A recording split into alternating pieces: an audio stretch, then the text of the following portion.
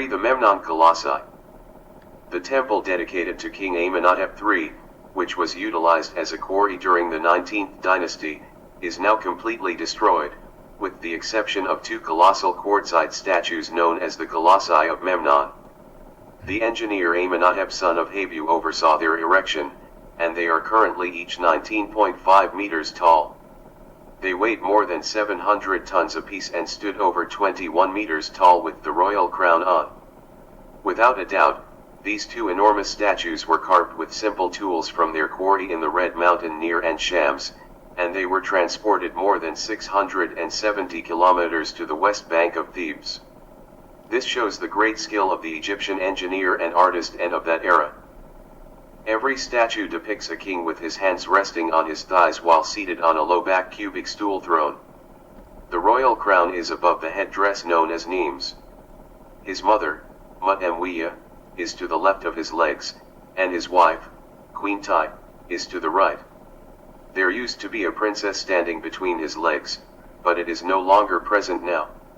The name and titles of the king are above the scene depicting the Nile of the Delta and the Nile of Upper Egypt, which joins together the two papyrus and lotus plants, each of which is a symbol of the two lands, signifying the unification of the country.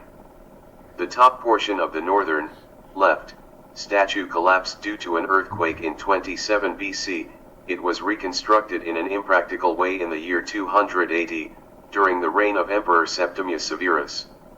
The reason the Greeks called this statue Memnon since the time of Strabo is that it was emitting a strange sound when the wind passed through it due to a crack caused by the earthquake, which intensified in the quiet of the dawn. This statue gained its legendary fame after the earthquake.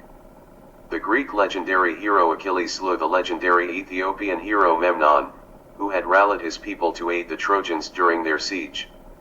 So, his mother, the goddess of dawn, Eos, or Aurora, begged the deity Zeus to distinguish her son from the rest of humanity, and as a result, he appeared to her every day at dawn, greeting her with a singing or whistling sound.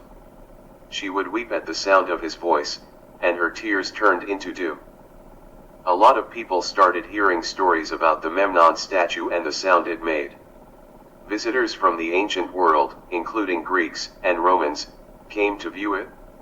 In November 130 AD, Emperor Hadrian paid it a visit along with his wife, Sabina.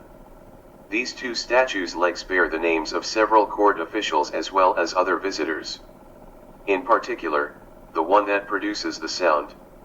After the statue was restored in the year 200 AD, this sound stopped.